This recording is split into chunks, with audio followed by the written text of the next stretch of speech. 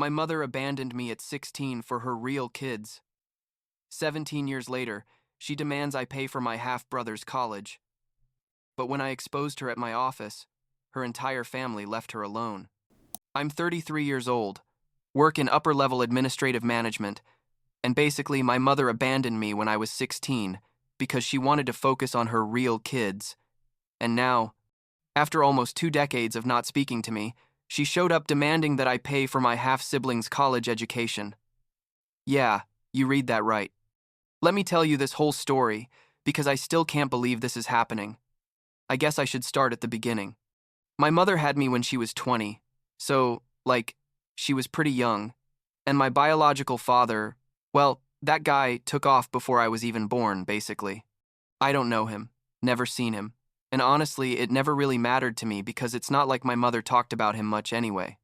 It was just the two of us for the first few years of my life, and looking back, I think those were the only years I was actually important to her, you know? We lived in a small apartment, she worked whatever jobs she could get, and things weren't easy, but they weren't terrible either. I remember she'd take me to the park on Sundays and buy me ice cream when she had extra money, normal mom and kid stuff. Everything changed when I was 8 years old, and she met Daniel. I'm not gonna lie, at first I liked Daniel, like he was nice to me, took me to play soccer, that kind of thing. They got married like a year after meeting, and I was happy because my mother seemed happy, and because, I don't know. I guess part of me wanted to have a normal family like the other kids at school. For the first few years, everything was fine. I guess Daniel worked in construction. My mother got a better job at an office. We moved to a bigger house. Things were improving, or so it seemed. When I was like 12, almost 13, I think, my mother got pregnant with twins, 2 boys. And that's when everything started to change, though I didn't realize it right away. At first, I thought it was normal for them to be busier. You know, 2 babies at the same time is a lot of work. But little by little, I started noticing things. My mother stopped asking me how school went. Daniel stopped inviting me to do things on weekends because he was tired from the babies. By the time I turned 14, I basically felt invisible in my own home. And then came the comments. Little things at first, like my mother saying I needed to be more independent, that I was old enough to take care of myself, that kind of stuff. Daniel started complaining about money, saying everything was so expensive with the twins that they needed diapers and formula and I don't know what else. I was 15 years old and I started working at a supermarket after school because they made me feel guilty about spending their money on basic things like clothes or school supplies. Can you believe it? A 5-year-old kid feeling guilty for needing notebooks for school. What happened when I turned 16 is something I'll never forget. It was a Saturday afternoon. I was in my room doing homework, and my mother and Daniel came in and sat on my bed with those serious faces, you know? Those "we need to talk" faces. And my mother just dropped it on me. "We need you to start looking for another place to live." And I was like, what? I didn't understand anything. Daniel started with his whole speech about how they needed to focus their resources on the twins, that they were small and completely dependent on them, that I was practically an adult already and could take care of myself. My mother added, "We want you out in 2 months. That gives you time to find something." I just sat there, unable to process what was happening. I asked them if this was a joke. Like, "Are you seriously kicking me out of the house?" And Daniel told me, "Don't see it that way. Think of it as us helping you become independent." Independent. I was 16 years old. I was still in high school. I said to my mother, "You're literally my mom. How can you do this to me?" And she just said, "This is what's best for everyone, especially for the twins." For the twins, their real kids, as Daniel called them in a later argument. That stuck with me forever. I had nowhere to go, honestly. I called my grandparents, my mother's parents, crying on the phone, and they were furious with my mother. They told me I could move in with them immediately, that I shouldn't even wait the 2 months. My grandparents lived in a small town like 2 hours away, so it meant changing schools and everything, but whatever at that point. I packed my stuff, my grandparents came to pick me up, and when I left, my mother was in the kitchen with the twins without even saying goodbye. Daniel shook my hand and said, "You're gonna do great," like he was doing me a favor. Living with my grandparents was my salvation, literally. They were incredible. They supported me in everything, helped me transfer to the new school, gave me space and love. My grandfather helped me get a better job at a mechanic shop where he knew the owner, and I started saving every penny I made because I knew nobody else was going to pay for my college. My mother would call sometimes, like once every 2 or 3 months, always short, awkward conversations where she'd ask how I was and then talk about the twins for 20 minutes. I'd answer with one-word responses and hang up as quickly as possible. I graduated high school with good grades, got accepted to a decent state university, and my uncle, my mother's brother, agreed to co-sign my student loan. My grandparents helped me with what they could, but they didn't have much money either, so I basically paid for college with loans and working. I worked at the university library, weekends at a restaurant, summers doing whatever I could. I slept like 5 hours a day and lived basically on ramen and coffee, but I graduated. I graduated with honors, actually, in business administration. During all that time, like 4 years, I didn't see my mother once. She'd call occasionally, always with excuses for not visiting me, always talking about the twins and how busy she was. After I graduated, when I got my first real job at a medium-sized company, I decided to cut contact completely. I changed my phone number, blocked my mother and Daniel on social media, everything. My grandparents understood perfectly. My uncle too, though he still talked to my mother sometimes because, well, she's his sister. The next few years were pure hard work. I entered the company at a low level, obviously, but I busted my ass. I did overtime without being asked, took projects nobody else wanted, learned everything I could. I kept getting promoted little by little, and like 6 months ago, when I was 32, almost 33, they gave me a massive promotion to upper-level management. 6-figure salary, bonuses, the whole package. I bought myself a small but nice house in a good neighborhood. I finally felt like I had achieved something, you know? That I had proven I could succeed without them, and that's when everything went to shit again. Turns out my uncle, accidentally according to him, mentioned my promotion at a family gathering that my grandparents and my mother attended. He told my grandmother how proud he was of me, and my mother was there and heard everything. My grandmother called me afterwards to warn me, she said. Your mother got very interested when she heard about your new job, just wanted you to know. I felt a knot in my stomach immediately. Not even a week passed before they showed up at my house.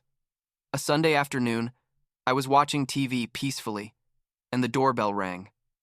I opened the door, and there were my mother and Daniel, like nothing. My mother tried to hug me, and I stepped back, like, what are you doing here? She put on that fake smile she does when she wants something and said, we came to visit you. It's been so long since we've seen you. We missed our son. Our son. I almost laughed in her face. I let them in because, I don't know, part of me still had that stupid hope that maybe they'd come to apologize, to acknowledge what they'd done. How naive I was. We sat in the living room. My mother started with small talk about the house, about how good it looked, about how much I'd grown. The twins were like 17 years old by that point, in their last year of high school, and that's when Daniel dropped the bomb. He said, look, we know you're doing really well financially, and the twins are going to start college next year, and well, we thought maybe you could help with the costs.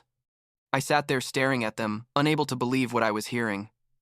I asked them, are you asking me for money? And my mother quickly added, it's not asking, you're their older brother, it's natural that you'd want to help them have a good future. She started with this whole story about how tough their financial situation was, that Daniel had had to reduce his work hours because of back problems, that she didn't make enough, that the twins deserved to have the same opportunities I had. The same opportunities I had. Those words threw me off completely.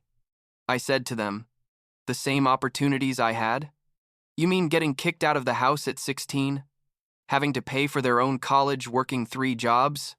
Those opportunities? My mother got defensive immediately, started going on about how she had made sacrifices for me, that she'd raised me alone for years, that I owed her everything I had. That's when I exploded. I told them everything I'd been holding in for years, that they'd abandoned me for their real kids, that they'd made me feel like a burden, that they'd never cared if I lived or died after they kicked me out, that I didn't owe them absolutely anything. Daniel tried to say something about respecting my mother, and I yelled at him to shut up, that he wasn't my father, that he'd never been. My mother started crying, saying I was cruel, that I didn't understand how hard it had been for them. I kicked them out of my house. I literally told them to get out and never come back.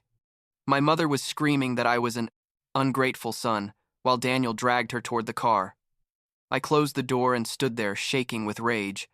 I thought that would be it, that they'd get the message and leave me alone. But no. Oh no. A week later, the emails started. My mother sent me like 5 emails in 2 days, each one longer and more dramatic than the last. She listed all the sacrifices she'd made for me, that she'd fed me for 16 years, that she'd bought me clothes, that she'd paid for my school activities, like those weren't basic things parents are supposed to do, that I owed her some gratitude, that I was her son and had a moral obligation to help my brothers. I blocked her email. Then she started calling my work. My assistant told me that a woman calling herself my name's mom had called several times demanding to speak with me. I had to tell the whole team that if that woman called again, not to put her through. It was humiliating, honestly. And then, like 2 months ago, she showed up at my office. She walked in like nothing, told the receptionist she was my mother and needed to see me urgently. The receptionist, who didn't know anything about the drama, let her come up. When my assistant told me my mother was outside, I felt like I was going to have a heart attack. I came out of my office and there she was, in the middle of the work area, with all my colleagues watching. I told her quietly to leave, that she couldn't just show up at my work like this. She started talking loudly, saying she just wanted to talk to her son, that she didn't understand why I was being so difficult, that she was just asking me to consider helping my brothers. I had to physically escort her out of the building while she kept talking. My coworkers stood there watching the whole show. My boss called me into his office afterwards to ask if everything was okay. I had to explain the whole situation to him. It was horrible. I thought that would make it clear I wasn't going to give in. But 3 weeks ago, something happened that still has me shocked. I got home from work, like 7 at night, and my mother was waiting for me on the porch. I don't know how she knew what time I got home. Maybe she'd been there all day waiting. I have no idea. I told her to leave or I'd call the police. She came toward me screaming that I was selfish. How could I deny this to my family, that I'd regret it? And then she pushed me. She literally put her hands on my chest and pushed me. I stepped back surprised and she kept advancing, screaming, out of control. She scratched my face with her nails. I was trying to get her away without hurting her, but she was like possessed. My neighbor heard the commotion and came out, helped me separate her and called the police. When the police arrived, my mother was crying hysterically, saying that I had attacked her, that she'd just come to talk to her son. But my neighbor explained everything, and I had visible marks on my face. The police took her away. They didn't arrest her that night, but told her to leave and not come back. The next day, I went and filed formal charges and requested a restraining order. The legal process was quick. Honestly, I had evidence of everything: the emails, the calls to work, my neighbor's testimony, the physical marks. The judge granted the restraining order without much trouble. My mother can't come within 200 meters of me or my house or my workplace. The crazy thing is what happened after that. My grandparents called to tell me that Daniel had left the house with the twins. They went to live with Daniel's parents in another state.